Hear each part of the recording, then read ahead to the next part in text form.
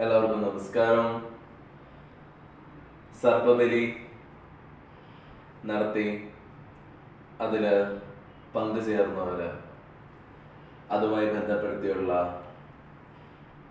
അനുഭവങ്ങളിലും അന്നേ ദിവസം ഉണ്ടാകുന്ന ഒരു സ്പിരിച്വൽ എക്സ്പീരിയൻസും വളരെ വലുതായിരുന്നു. നോക്കൂ, നമ്മുടെ ജീവൻ എന്ന് പറയുന്ന നിലനിൽപ്പ് തന്നെ പഞ്ചഭൂതമാണ്.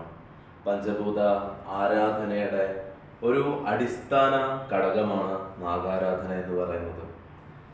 നാഗാരാധന നമ്മൾ ബന്ധപ്പെട്ടിരിക്കും. നമ്മൾ എന്തൊന്നു ചെയ്യുന്നതിൻ്റെയും അതിൻ്റെ ഒരു മറുവശമാണ് കർമ്മം എന്ന് പറയുന്നത്. ആ കർമ്മത്തിൻ്റെ ഫലമാണ് നമ്മുടെ ജീവിതം എന്ന് പറയുന്നത്. അതിനെയാണ് നമ്മൾ കാലം എന്ന് പറയുന്നത്. നമ്മളെല്ലാം ജീവിക്കുന്നു, പക്ഷേ നമുക്ക് എപ്പോൾ വേണമെങ്കിലും നമുക്ക് മരണം സംഭവിക്കാം. നമ്മുടെ ജീവൻ ഇത്രയുള്ള ഒരു ശ്വാസം എടുക്കുന്നു, വിടുന്നു, ഒരു നിമിഷം അത് വിടാൻ സാധിച്ചില്ലെങ്കിൽ മരിക്കുന്നു. അപ്പം ഒരു കാലത്തിൻ്റെ ഒരു ക്രമീകരണത്തിലാണ് നമ്മുടെ ജീവിതം പോകുന്നത്. നമ്മൾ വിചാരിക്കുന്ന രണ്ട് കാര്യം നടന്നാൽ ബാക്കി വിചാരിക്കാത്തതായിട്ടുള്ള പല കാര്യങ്ങളുമാണ് നമ്മുടെ ജീവിതത്തിൽ നടക്കുന്നത്.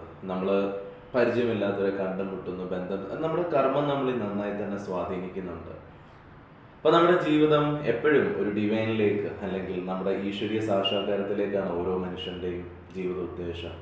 അതിലേക്ക് എത്തുവാനും നമ്മുടെ ജീവിതത്തിൽ സർവ്വ ഐശ്വര്യങ്ങളും നിറഞ്ഞുകൊണ്ട് നമുക്ക് ഇപ്പോൾ പൈസ നമ്മൾ ആഗ്രഹിക്കുന്നു, നമ്മൾ ബന്ധം ആഗ്രഹിക്കുന്നു, നമ്മൾ യാത്രകൾ ആഗ്രഹിക്കുന്നു. എല്ലാത്തിൻ്റെ ഉപരി നമ്മൾ ആഗ്രഹിക്കുന്ന ഒരു സന്തോഷമാണ്, ഒരു സമാധാനമാണ്, ശാന്തിയാണ്.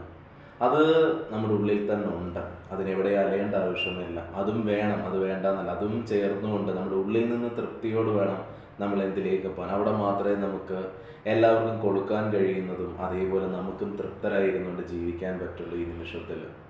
അതിനാൽ നാഗാരാധന നമ്മൾ അത്രയും പ്രാധാന്യം നൽകുന്നുണ്ട്. എപ്പോഴും ഇത് നടത്താൻ കഴിയുന്ന ദിവസം പൗർണമിയുടെ അന്നും അമാവാസിയുടെ ദിവസങ്ങളുമാണ്. പൗർണമിയുടെ അന്ന് ആധ്യാത്മികത ചുവട് വെക്കുന്നവർക്ക് വളരെ പ്രാധാന്യമുള്ളതാണ് സർപ്പബലി എന്ന് പറയുന്നത്. അതേപോലെ തന്നെ നമ്മൾ ഗൃഹസ്ഥരായി ജീവിക്കുന്നവർക്ക് അവർക്ക് വേണ്ടി അവരുടെ പിതൃക്കൾക്കായിട്ട് ഇടനാടിയായി ബന്ധപ്പെട്ടിരിക്കുന്ന ഒരു കർമ്മമുണ്ട്. അതിൽ നിന്നുള്ളൊരു മോചനം, കർമ്മമുക്തിയിലേക്കുമുള്ള ഒരു രീതിയാണ് അമാവാസ്യയ്ക്ക് സർപ്പബലി നടത്തുക എന്ന് പറയുന്നത്. ഈ വരുന്ന ജൂൺ മാസം 26-ാം തീയതി നമ്മൾ യോഗീശ്വരലിംഗ സന്നിധിയിൽ വെച്ച് അമാവാസ്യ ദിവസം നമ്മൾ നടത്തുന്നുണ്ട് സർപ്പബലി. പങ്കുചേരാൻ താല്പര്യമുള്ളവർക്ക് ഡിസ്ക്രിപ്ഷൻ ബോക്സിൽ നമ്പർ എടുത്തിട്ടുണ്ട്, അതിൽ ബന്ധപ്പെടുക. നമസ്കാരം.